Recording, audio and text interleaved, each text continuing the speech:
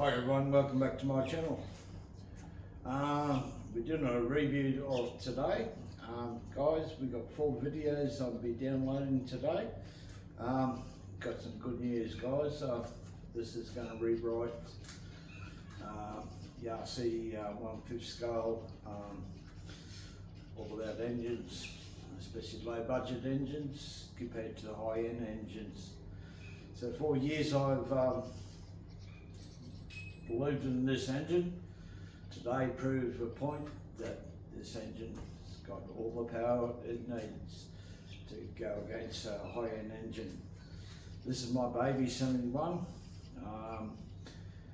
You'll see in the video how it went. My big engine will go twice as hard as this engine, and as I said to Mike Taylor, I've got an engine that will compete against your Supreme 71. So he'd be pretty keen to see the video. I've already seen one video before. It worked out perfect today. I'll show you how I resolved a different starting system.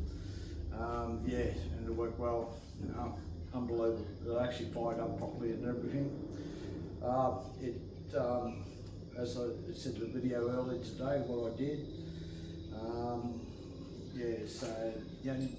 I did roll this twice today, and it was because of a reservoir of the shock come out, and that caused the bounce, and that's why she rolled twice. So you're probably not sure if it's in the first video or the second video.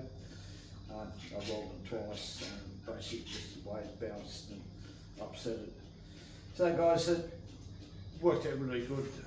Went better than I actually expected. I knew it was going to go good, but it was just a bit more what than I expected. So yeah, guys, as I realised this morning, I was ready to go, and then I put it on the ground. The shock springs were too soft. I had to quickly change everything. Got down the oval, ended up with a mate of mine. He got his little hybrid out, and he got good results today. It's just to prove the point that and believe that something can actually go if you put a bit of time and effort in it, and yield results. So yeah, I was more than happy. I think he's all will be. I'm quite impressed with the hybrid, especially doing a 360 mid-flight and just full control. The only thing upset it was the oil reservoir, and that caused the bounce. So yeah, I just really over the moon, guys. So as you see towards the end of the video, even the next video, I'm finding the 54mm clutch is at its limit. So she wants to get a little bit of heat or whatever. I run a UFC steel clutch in it. That's what seems to survive. I can't run material clutches, they're gone in 2 seconds. It just rips them apart. Just the sheer torque of this motor is just unbelievable. And that's where it's the torque of this motor against a Taylor motor, it'll kill it. It just, the sheer torque is just, it's that 5,000 revs onwards. Taylor's got to get on power wise at 10,000 before it starts kicking in the gear. So difference is you can control the power on a Rovan 71. A Taylor motor is on or off. You've got no choice, and you have to ride it. Right, so the 45, I said in the video this morning, I'll be putting it together this afternoon. I've got a few chores to do. Clean up the mess after working till 1 o'clock in the morning with this car. So as work-wise, I sort out the problems, put all your tools away and everything so you can find it. And now I've got to do this at home. It took me about 2.5 hours to find a 6mm drill bit and certain parts that I know I got. It just soaks up your time. So you have to work the same way. At home wise, you get in this stuff, you've got to know where all your stuff is, and you just got to sort it out. So get rid of your rubbish you don't need in the place, and reset up your whole work area on these cars, so I can grab that part or whatever, or tools you use, put them back where you got them from. That way you always find those tools. So yeah, so the 45 will be the guinea pig for the 62mm clutch setup, which we'll be using that. The 62 will be going in this because now I found the limitation. Yeah, the 54 is just not there anymore when you get up to this high extent power wise. It just can't do it. These guys who don't have a problem, obviously you're not running that much power. Believe me, with the video it'll just show you how well it went. So I dropped the gear ratio on this, the 24, so it makes it 26.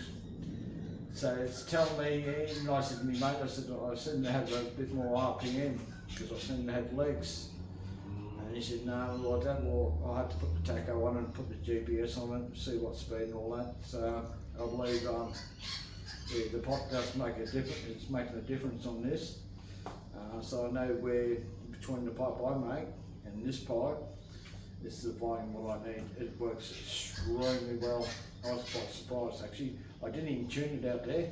I basically did a tune last week roughly, and then we couldn't finally start it. And then now, yeah. So I'm going to show you in a moment how I solved starting the issue. How to do it. You can make this at home if you've got a weld and a lathe. The setup I did show you before, it's probably more brutal smash on the flywheel. The setup we worked out last night, it was actually easier to make and more bulletproof. So yeah guys, watch out, I've got 4 videos to show you. You're going to actually enjoy.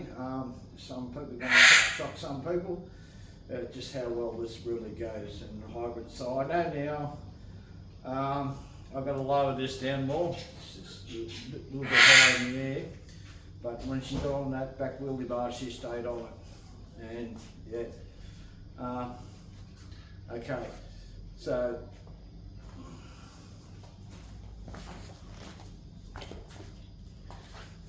okay, I'm back again.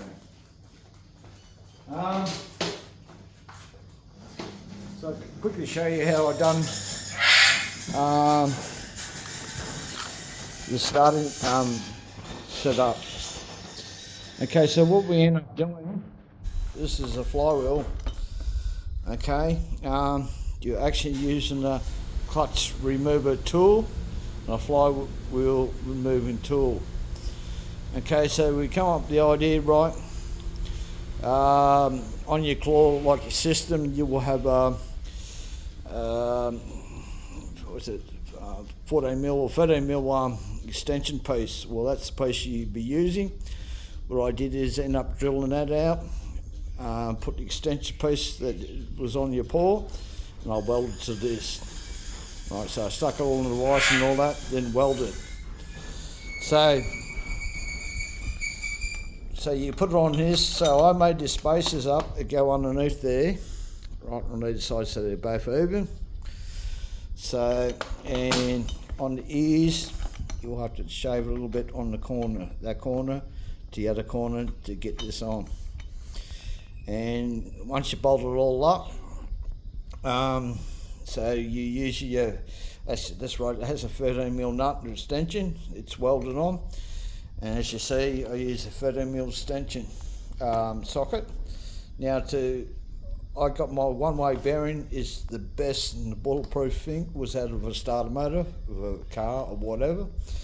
And the holes on either side, I actually put these extension bars, cut what size I need there, that side there, put it in the lathe and then machined it down, fit it in like snug fit, then I weld it. Okay, and on the other end, we just run a 12mm Allen key socket that goes in your drill. You can't slit.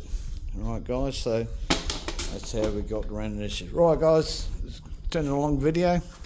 All right, we'll download the runs, the ones you've been looking for. Remember, guys, it's Method or Madness. May the force be with you, and I'll see you on the next one.